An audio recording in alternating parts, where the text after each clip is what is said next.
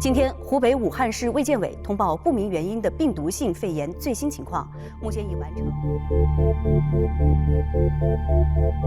O prefeito de Huanggang suspendeu a circulação de trens da cidade, que fica a 70 quilômetros de Yunnan, município onde começou o surto da doença. O principal indício é que o vírus teria infectado o ser humano através do consumo de carne de morcego. Quase 8.000 pessoas contraíram a doença em todo o mundo, mas nenhum paciente contaminado fora da China morreu. Os membros do comitê decidiram classificar o novo coronavírus como emergência de saúde pública de interesse internacional. O novo coronavírus, o Covid-19, chegou ao Brasil e teve o primeiro caso confirmado na cidade de São Paulo. Durante entrevista coletiva nesta terça-feira, o ministro da Saúde elevou para nível 2 o alerta no Brasil, que passa agora para perigo iminente. É uma gripe, nós vamos ter que atravessar, é mais uma gripe que a humanidade vai ter que atravessar. O vírus não afeta apenas o pulmão, não afeta apenas um órgão, ele afeta múltiplos órgãos.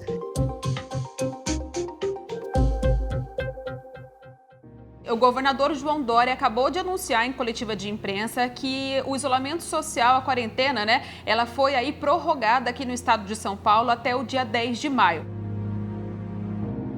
E hoje começou lá no estado do Pará o lockdown, que é aquele bloqueio total das atividades não essenciais. Esse bloqueio deve durar a princípio 10 dias e as pessoas só podem sair de casa realmente para fazer compras no mercado ou para ir na farmácia.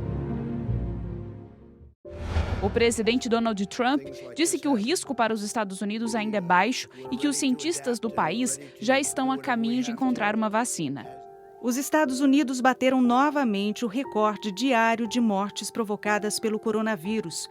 Foram mais de 4.300 vítimas da doença na terça-feira. O presidente anunciou na manhã de hoje ter contraído a Covid-19. Ele passou ontem por vários exames para saber se ele estava mesmo com a doença, isso após sentir alguns sintomas como cansaço, mal-estar e febre superior a 38 graus. E olha, hoje a gente começa a Central atualizando a situação lá no Amazonas. Uma realidade que precisa de atenção. Já são 10.099 casos confirmados da Covid-19. Sem vagas nos hospitais, muitos pacientes com coronavírus estão morrendo em casa no Amazonas. Olha só que situação dramática. Quase um ano depois de registrar o primeiro caso de coronavírus, o Brasil ultrapassou a triste marca de 10 milhões de pessoas infectadas pela Covid-19. O mundo deseja a cura da Covid-19 ou a vacina para evitar a doença. Por isso, no novo normal, o desejo é que essa descoberta seja o quanto antes. Os testes mais avançados atualmente estão nos Estados Unidos e no Reino Unido. Todos os voluntários desenvolveram uma resposta imunitária como resultado da vacina.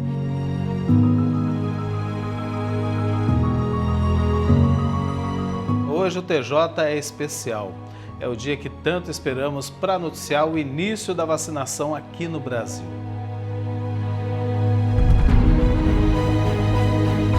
Throughout history, outbreaks and pandemics have changed economies and societies. This one will be no different.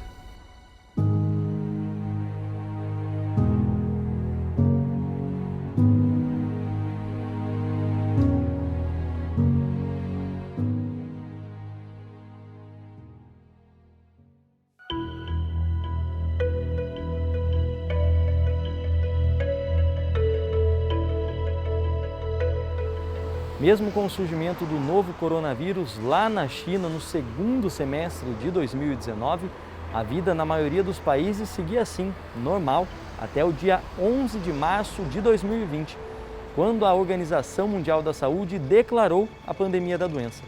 Foi como se num estalar de dedos, tudo congelasse.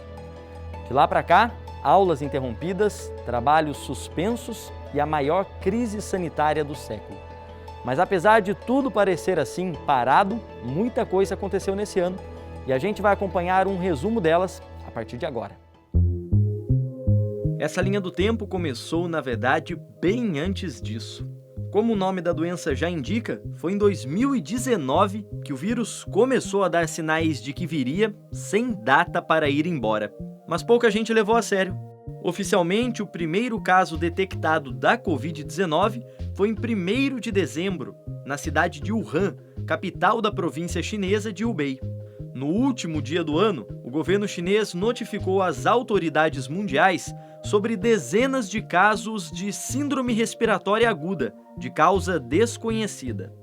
Um mês depois, em 30 de janeiro de 2020, a OMS declara o surto como emergência de saúde pública. O cenário mandava mensagens de que o problema poderia ser mais grave, mas a gente visualizou e não respondeu. Ao longo de 2020, a gente conversou por aqui com alguns brasileiros que encararam bem de perto essa situação e viram surgir ao lado deles um inimigo mortal. A Covid-19 é uma doença causada pelo coronavírus SARS-CoV-2 e o principal sintoma é a falta de ar, consequência desse novo vírus por provocar infecções respiratórias.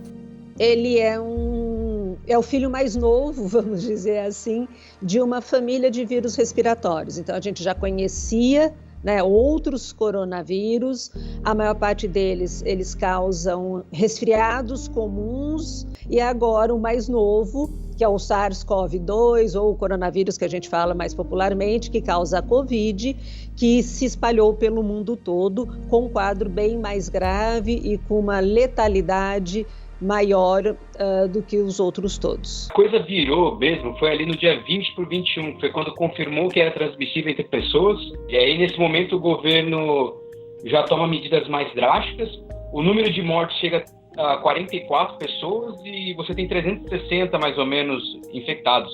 Aí a população sai da rua, todo mundo já começa a usar máscara, já evita estar em lugar público e quem pode é sair da cidade, né? O que mudou para você e na sua rotina, né? Na época você falava disso, dessa dificuldade, dessa falta de informações, como era para todo mundo. Como que está hoje aí na região esse combate, esse enfrentamento? Bem, aqui em Wuhan, um ano após o Covid acaba sendo um risco menor, ele já não é mais uma preocupação tão grande. Existem já outras demandas em pauta, como a própria questão da recuperação econômica. Existe ainda o alarme, né? As pessoas seguem se cuidando, usar máscara ainda é parte da rotina, você não sai de casa sem máscara da mesma forma que você não sai de casa sem calça. É uma questão básica de civilidade, entendeu? E acredito que tem sido essa a dinâmica principal.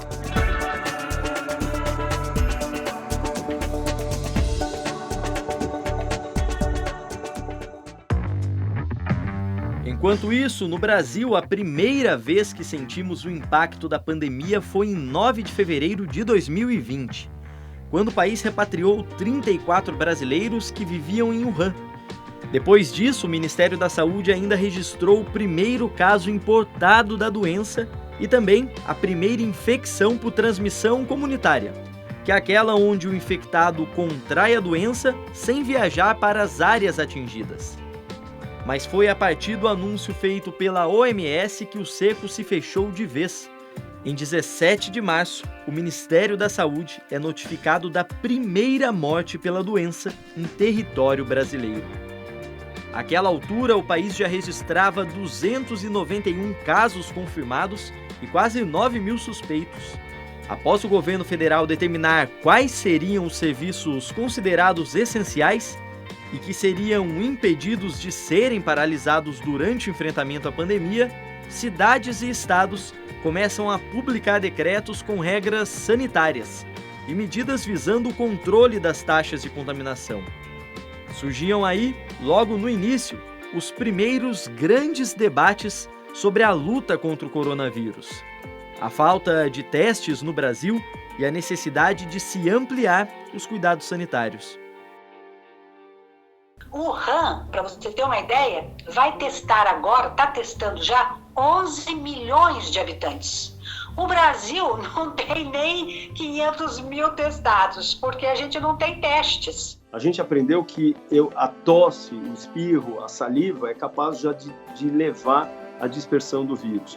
Mas ele, ao cair na superfície, se observou que ele pode demorar de 3 horas até 9 dias, dependendo do material. E é isso que foi um favorecedor de disseminação para as equipes de hospitais, as pessoas que, na verdade, circulam num ambiente compartilhado, seja no supermercado, seja na padaria, seja também na própria farmácia. Então, estes 3 cuidados, distanciamento social, higienização das mãos e as máscaras, vão nos acompanhar provavelmente até setembro, outubro. Não foi bem assim. O tempo passou, mas o medo do vírus não. Principalmente pela falta de informação para as pessoas. Além de encarar uma doença até então desconhecida, o cidadão brasileiro ainda se via no meio de brigas políticas e de orientações conflitantes com relação à flexibilização das regras de isolamento e também na administração de remédios sem eficácia comprovada. Os meses seguintes foram marcados pelas trocas no comando do Ministério da Saúde e pelos frequentes recordes nos números de mortos por dia. No dia 4 de junho de 2020, batemos 1.473 mortes em 24 horas, maior índice brasileiro até alguns dias atrás. Em 12 de junho, o Ministério já tinha notificado 41.828 óbitos pela doença, fazendo o Brasil assumir o segundo lugar no ranking de países com mais mortes causadas pelo novo coronavírus, onde permanecemos até hoje. E acredite se quiser, poderia ter sido muito pior. Em meio a colapsos no sistema de saúde e superlotação nos leitos de UTI, milhares de brasileiros também voltaram para casa graças ao empenho de pessoas que foram mais do que profissionais, porque faziam muito mais do que podiam para salvar vidas. Heróis sem capa, mas com jaleco, máscaras e o codinome Doutor. E as incontáveis horas com o traje de combate deixam marcas físicas e emocionais. Eles não estão imunes às dores nem às más notícias. 8 meses depois daquela nossa conversa em junho do ano passado, como é que está para o senhor, enquanto profissional da saúde, essa atuação e continuar, né, depois de todo esse tempo ainda nessa luta contra a Covid? Sim, acaba que depois de você trabalhar muito em UTI, ver muitos momentos de glórias, mas também ver muitos momentos de certa forma, tragédia, né? Não só a família perde um ente querido, mas a gente também, às vezes, se sente impotente de não estar fazendo o esperado, né? Que é devolver a pessoa viva para a família. Acabou me deixando num estresse também tão grande que eu acabei mudando, né?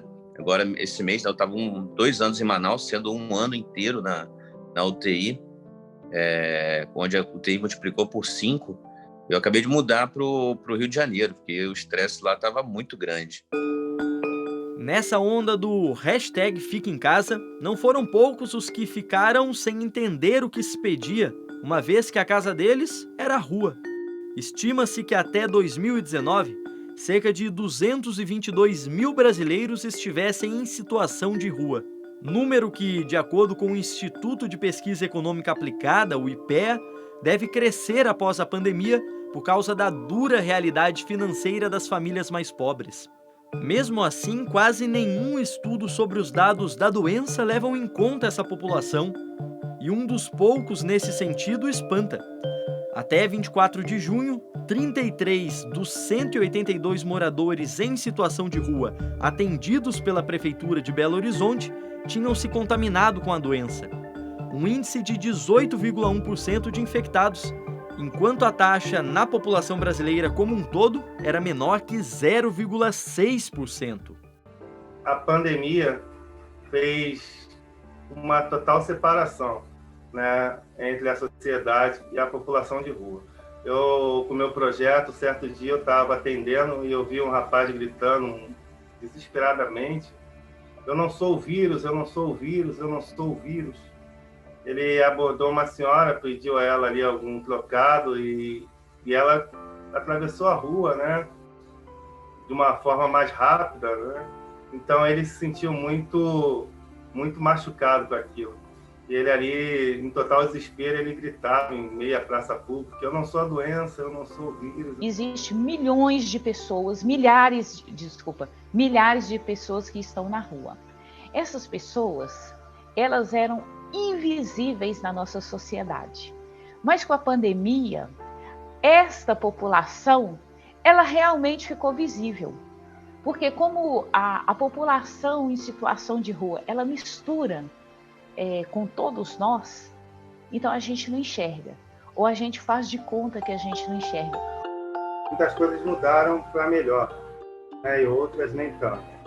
O que mudou para melhor é que hoje o poder público, a Prefeitura do Rio de Janeiro, ela abriu abrigos para todos os perfis que estão em situação de rua. Outro que mudou, mas mudou para pior hoje, é que abriu os comércios, né? Teve essa flexibilização, e a sensação que a população de rua teve é que voltou tudo ao normal, né? E também parte da população, porque hoje as doações caíram muito. Os projetos sociais que nasceram na pandemia, muitos pararam, não conseguiram dar continuidade. E, por outro lado, convencer a população de rua que tem que usar a máscara, distanciamento nas filas de refeições. Isso tornou um desafio muito grande, porque, embora a população de rua seja uma população muito excluída da população, ela se baseia muito no que ela vê da população. O que também mudou para pior foi a situação de quem depende do público. Os empresários do país enfrentaram um vai e vem entre restrições e flexibilizações. Isso porque, em algum momento nos 3 primeiros meses da pandemia, todo estabelecimento ou serviço considerado não essencial precisou fechar as portas. No estado de São Paulo, por exemplo, muitos ficaram por quase 80 dias sem funcionar e só puderam reabrir em junho. Isso para aqueles que sobreviveram. Na maioria das cidades brasileiras, comércios, bares e restaurantes ficaram fechados por mais de 100 dias. E 40 dias após a reabertura, a maioria das regiões do estado de São Paulo regrediu na quarentena, forçando os comerciantes a mudarem mais uma vez. Uma pesquisa do IBGE apontou que 4 em cada 10 empresários tiveram prejuízos em julho por causa da pandemia.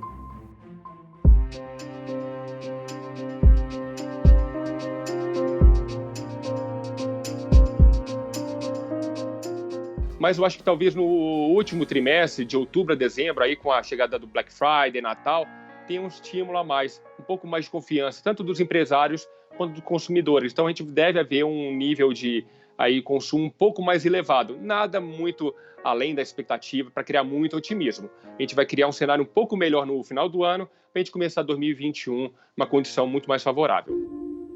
Isso se concretizou? Realmente foram 2 datas que, dentro do possível desse momento que a gente vive, foram importantes para o comércio? Evidentemente, a gente teve um período ali de um auge, né, de vendas positivo, ali em torno de setembro, outubro e novembro. Aí depois, com a redução do auxílio emergencial, com aquele medo no final do ano, com o número de contaminações já subindo, as pessoas começaram a ficar com medo. Então, o desempenho do Natal não foi tão positivo como a gente esperava. Qual que é um prazo que vocês começam a imaginar que talvez as coisas comecem a melhorar?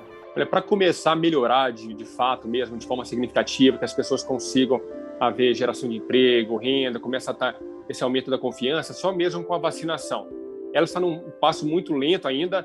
Eu acho que a partir do segundo semestre, talvez com mais gente vacinada, com essa curva, talvez com certas restrições da atividade e a curva baixando ao longo dos próximos meses, a gente possa ver um cenário um pouco melhor no segundo semestre, mas eu diria que uma melhora mais significativa somente em 2022.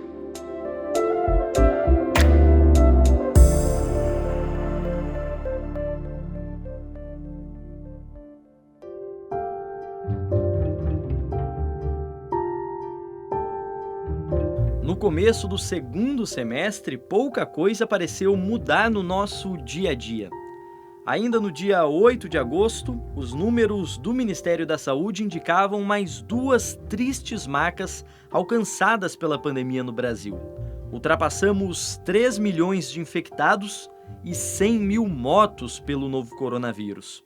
Mesmo assim, conforme as temperaturas subiam, aos poucos o mercado financeiro também aquecia. Foi no fim do inverno que, pela primeira vez, o Plano São Paulo exibia um mapa do estado sem nenhuma região na fase vermelha, que é a mais restritiva e que impede o atendimento presencial dos serviços considerados não essenciais. Para o turismo brasileiro, que teve um prejuízo de 290 bilhões de reais durante a pandemia, a leve retomada foi a brecha para voltar a faturar. Outra aposta são as viagens domésticas perto de casa, sem necessidade de grandes locomoções. Que se ocorrer alguma coisa, você está perto de casa. Então, nesse momento, as pessoas vão se sentir mais seguras de pegar uma hospedagem, uma cidade mais próxima da onde ela reside. E depois, passando-se os meses, nós acreditamos que a segunda etapa será a viagem de avião para destinos como o Nordeste, como o Sul e, por último, mais para frente, o turismo internacional. Quando a gente teve essa primeira entrevista, a gente estava bem no auge, vamos dizer assim, da pandemia, né? Onde as fronteiras começaram a ser fechadas e onde o nosso país também acabou parando para o setor do turismo. E hoje já se passado um tempo, né? As fronteiras continuam internacional praticamente fechadas para brasileiros e para todos os outros países também. Então, assim, houve uma melhora, né, de lá para cá, mas ainda assim o turismo está muito abaixo do que nós estamos acostumados. Para a Ivana, o retorno na procura por viagens, ainda que tímido, é uma recompensa pelo esforço que ela e os funcionários fizeram nos meses mais críticos. Mesmo em home office, praticamente só remarcando passagens, eles conseguiram segurar as contas e manter os colaboradores das 4 unidades que possuem na região do Vale do Paraíba, no interior de São Paulo. Agora, para ver na janela um cenário de mais certezas do que dúvidas, só mesmo viajando no tempo. Para ela, essa mudança não vai acontecer tão cedo. Hoje, né, passados já algum tempo, a gente pode dizer que as vendas voltaram a acontecer. Claro que num nível bem menor do que o turismo está acostumado, né? Hoje eu posso dizer que a gente tem atingido de 30% a 40% do que a gente vendia anteriormente. Já é um grande avanço, né? A gente já consegue enxergar um futuro. E a gente acredita, assim, que o turismo em si voltar ao que ele era antes, a previsão é que seja em 2023. O tempo seguiu e, a partir dali, o enfrentamento nos 6 primeiros meses, ainda que falho, passou a demonstrar resultados positivos. Em 4 de setembro de 2020, o Ministério da Saúde indicou uma queda de 11% na média de óbitos. Apenas 3 dos 27 estados apresentaram alta nessa média, mesmo se aproximando dos 5 milhões de casos e 150 mil mortes. O que se via no Brasil eram sinais de estabilidade. Além disso, vacinas pelo mundo todo avançam em seus estágios finais de testes, inclusive no Brasil, quando o governo de São Paulo anunciou a formalização do acordo com o laboratório chinês Sinovac, com um contrato que previa o fornecimento de 46 milhões de doses da Coronavac, além da transferência de tecnologia. Parecia que, enfim, surgia uma luz no fim da linha do tempo, principalmente para aqueles que foram os primeiros a parar os seus trabalhos e que provavelmente serão os últimos a voltar. O cinema até chegou a ser liberado em algumas cidades, mas a verdade é que a maior parte do setor cultural ficou estacionado nessa estrada. Festas populares, exposições, apresentações de música ou de teatro, tudo isso precisou se readequar aos novos palcos. Tem pessoas que, quando eu fiz a primeira live, a pessoa falou assim, Eu estava tão angustiado porque a gente está recebendo uma burdoada de informações todo dia, informações tensas, né? De instabilidade, de questão saúde pública, questão de política, assim, uma enxurrada de informações assim que pesam, né? No emocional, no psicológico, assim.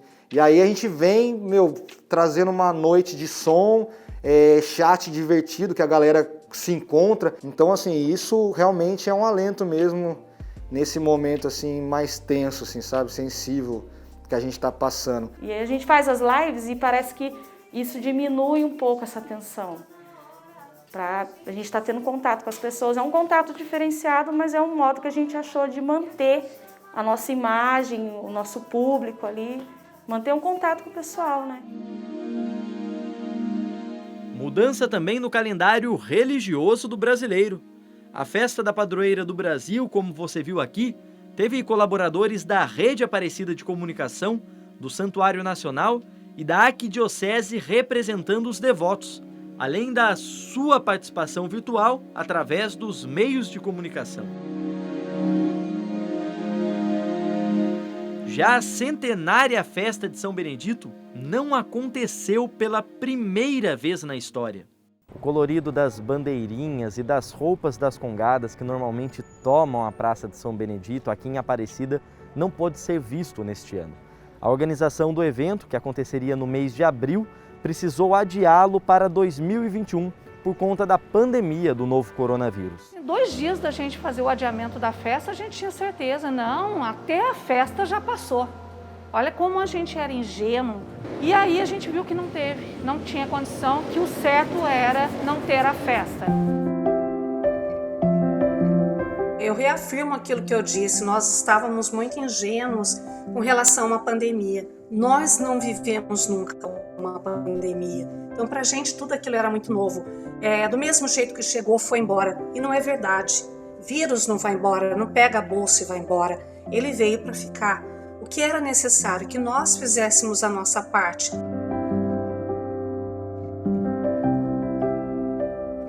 A gente tinha tanta certeza que aconteceria normal. Para a gente foi também assim, uma expectativa muito grande no correr do ano. Mas quando foi chegando próximo, a gente percebeu o quão difícil está esse momento em que estamos vivendo. Foi necessário cancelar novamente a festa. E foi uma decisão de muita dor, mas ao mesmo tempo muito consciente em função de salvar vidas, de resguardar vidas.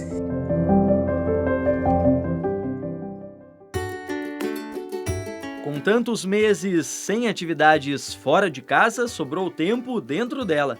E aí adivinhem quem o brasileiro descontou toda essa ansiedade? Como de costume, na comida.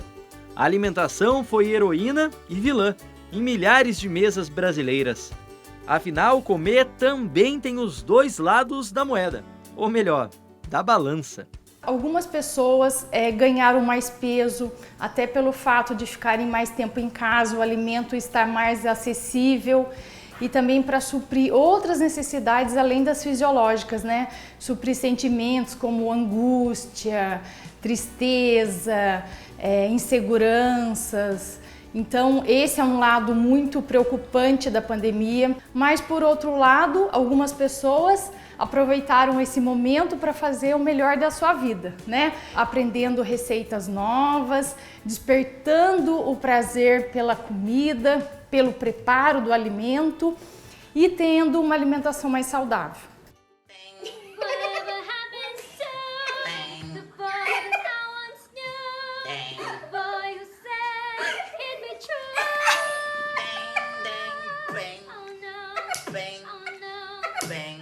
Bem, aprender a cozinhar não é exatamente o que essas pessoas fizeram durante o isolamento.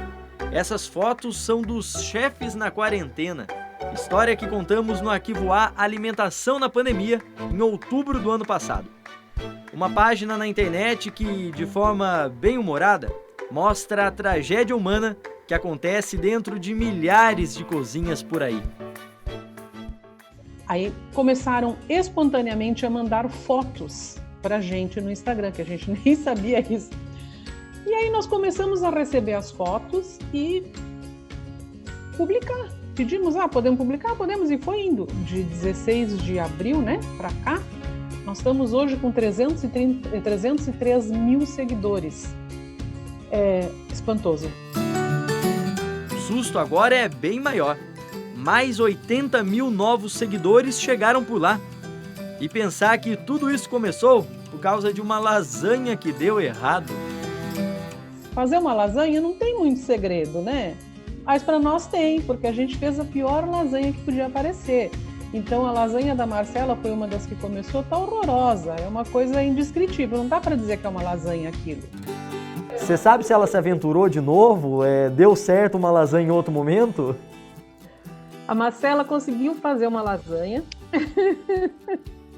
conseguiu fazer, mas assim, foi um ato heróico, né? Conseguir fazer essa lasanha. Ela conseguiu fazer, mas não repetiu, ela fez uma. Para garantir só, né? Mas encerrou o caso, não teve mais tentativas. Nós até tentamos que ela fizesse pra gente comer, né? Mas não deu certo, ela só fez uma vez. Seja com um banquete caseiro ou com comida vindo pelo delivery, fato é que todo mundo viveu mais em família durante a pandemia. E para quem soube viver esse novo normal, foi uma oportunidade valiosa.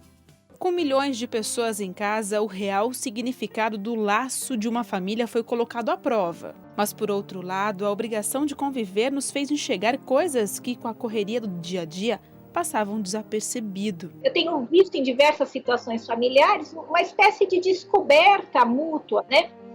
As pessoas acabam descobrindo coisas das pessoas que vivem na mesma família que não sabiam. Eu acho que, de fato, depois desse período todo, desde a nossa primeira conversa, sem dúvida, eu acho que o fator tempo, quer dizer, o tempo que nós passamos nessas condições, é um fator muito determinante de como nós nos encontramos hoje. E ainda mais se considerarmos, claro, que é um tempo em que houveram uma série de acontecimentos, não é?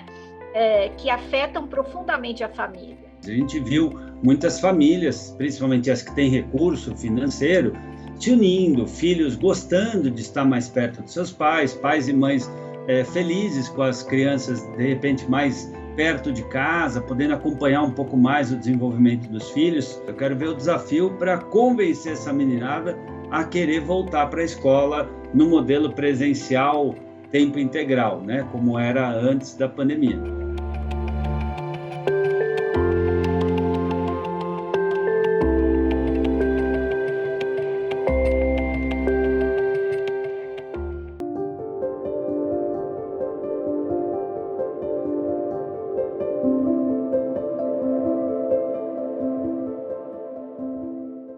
A segunda quinzena de março de 2020, com certeza, não será esquecida tão cedo. A ameaça de contaminação por um vírus que se espalhou pelo mundo chegou ao Brasil e mudou tudo.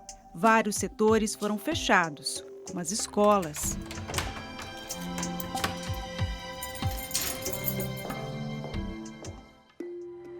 Há quem trate o ano letivo de 2020 como perdido, mas não foi bem assim.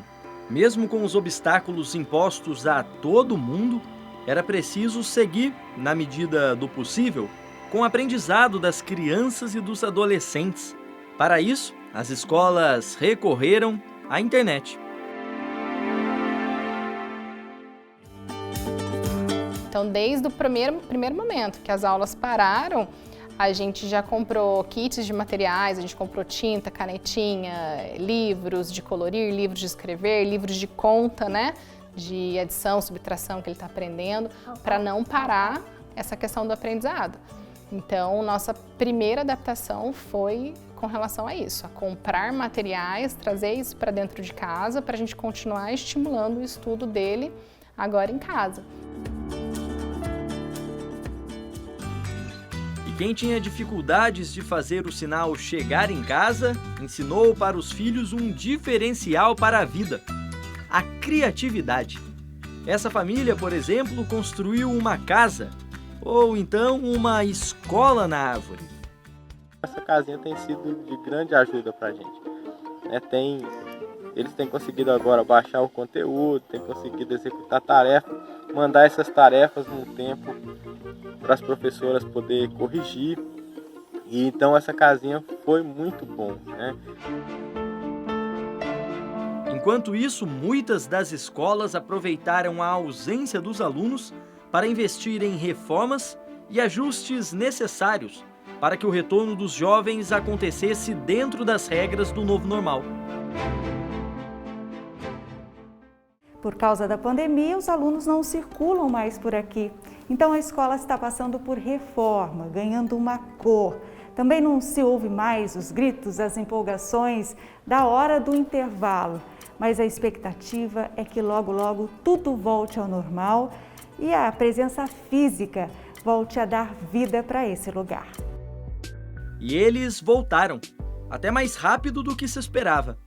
Em Manaus, a primeira capital do país a autorizar o retorno, as aulas foram retomadas gradualmente entre setembro e novembro. Já no estado de São Paulo, a liberação para as escolas estaduais só começou a valer em 3 de novembro. E cada aluno novo que sentia confiança para voltar à escola levava consigo um novo risco de contaminação para famílias, professores e funcionários. Algo que até hoje é ponto de discussões entre o judiciário, o executivo e os professores. Na prática, o que se instalou foi esse modelo de uma vida anda e para, né? Parece um pouco o modelo do trânsito que a gente tem nas grandes cidades, em que justamente pela falta de planejamento, já não dá mais para ter um cenário de uma previsão clara. Afinal de contas, as nossas lideranças políticas não conversam, não se entendem, não há uma coordenação nem sanitária, nem educacional, enfim, em quase área nenhuma do nosso país, a gente tem realmente uma linearidade que nos permita qualquer previsibilidade. Mas em todo esse tempo, todos foram sendo alertados pela comunidade científica de que tranquilidade mesmo apenas quando a população começasse a ser vacinada. E nesse sentido, a reta final de 2020 nos trouxe notícias promissoras. Foi a partir de dezembro que as vacinas que já estavam em estágio final de desenvolvimento começaram a ser aplicadas. Primeiramente a Rússia com a Sputnik V. 3 dias depois, foi a vez do Reino Unido começar a imunização com a vacina desenvolvida pela Pfizer com a BioNTech. Dali em diante, o número de doses pelo mundo só foi aumentando, chegando ainda em dezembro a países como os Estados Unidos, Israel e a Argentina, primeiro país latino-americano a começar a campanha. Algumas já estão sendo aplicadas em pelo menos 50 países onde a vacinação já teve início. Diferentes tecnologias e métodos de fabricação, mas sempre com o mesmo objetivo: trazer de volta a sensação de liberdade para as pessoas. E o que possibilitou com que a gente conseguisse, em um ano, vamos colocar assim, que a gente conseguisse estudar. Que pela primeira vez na história, nós temos a tecnologia para fazer as vacinas e nós estamos testando as vacinas no meio de uma pandemia. Meu nome é Kerlane Jackman, eu moro em Stroud, oeste da Inglaterra. Aqui mais ou menos faz uns 4 anos que moro com a minha família, meu marido e meus 2 filhos, um casal. E na Inglaterra eu estou quase 9 anos e eu vim do Amazonas, Manaus, do norte do Brasil. Mas então, entre as festas do fim de ano, ela recebeu a notícia de que poderia receber as doses da vacina junto ao grupo prioritário, já que trabalha com idosos. Uma estranha sensação de alívio pela proteção, mas de tristeza, por saber que seus familiares, principalmente os que continuam aqui, não terão a mesma sorte tão cedo. É a tristeza que eu carrego. Eu vou ser bem sincera, eu não vou dizer que... Até porque fui vacinada alguns dias, eu estou assim, alegre, feliz. No Brasil, levamos mais tempo. Chegaram as festas de fim de ano e com elas a esperança de que 2021 traria, aos poucos, a nossa antiga rotina de volta. não foi bem o que aconteceu. É verdade que no dia 17 de janeiro de 2021, tivemos a alegria de presenciar a aplicação da primeira vacina contra a Covid-19 no país. Mas vimos também a irresponsabilidade de várias pessoas que provocaram aglomerações nos feriados e finais de semana. Hoje, 25 de março, temos mais de 10 milhões de contaminações, caminhamos para os 300 mil óbitos e sequer vacinamos 7% da população. Eu creio que a gente está vivendo com um governo federal que tem cometido uma sucessão de erros, e são erros que, ao meu ver, não podem ser creditados à incompetência, mas é uma política deliberada de dificultar o acesso à vacinação. Então, o nosso país, lamentavelmente, está ficando para trás. Nós vamos ser o reservatório de Covid do mundo.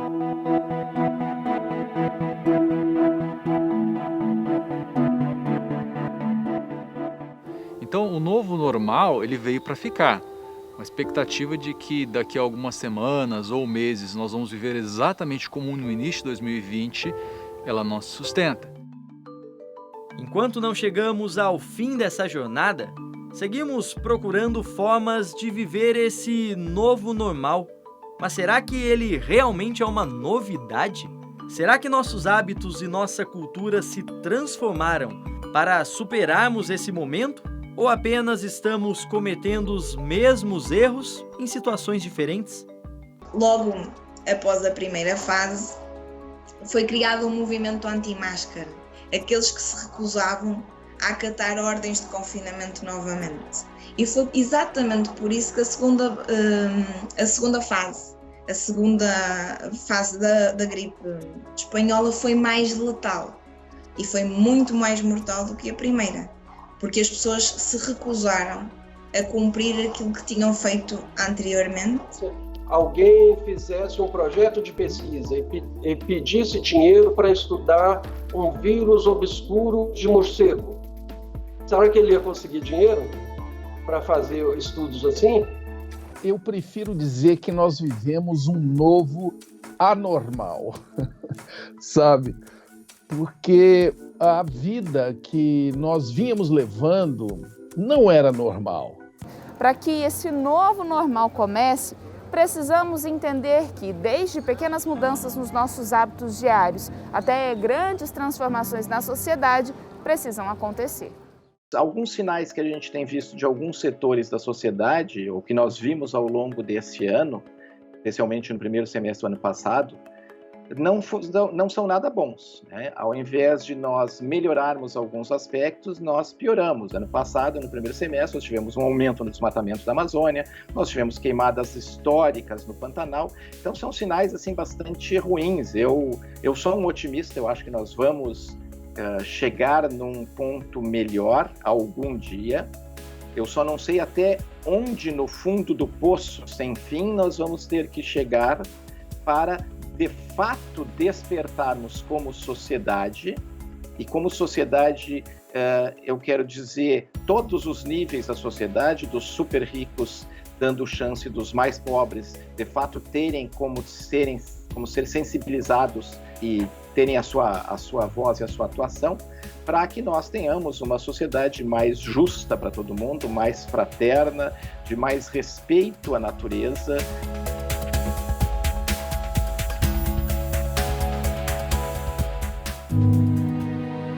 O saldo da Covid-19 é bem claro. Ficaram pelo caminho oportunidades, empregos e principalmente vidas. Com tantas perdas, fica difícil encontrar um sentido, o lado bom da pandemia. Mas nós tivemos, ou pelo menos deveríamos ter, algumas lições importantes na bagagem. Percebemos nesses 12 meses que a forma como encaramos a pandemia agora impacta diretamente nos nossos próximos passos. E aí, com o comportamento que você tem hoje, o que será que a caminhada nos reserva pela frente?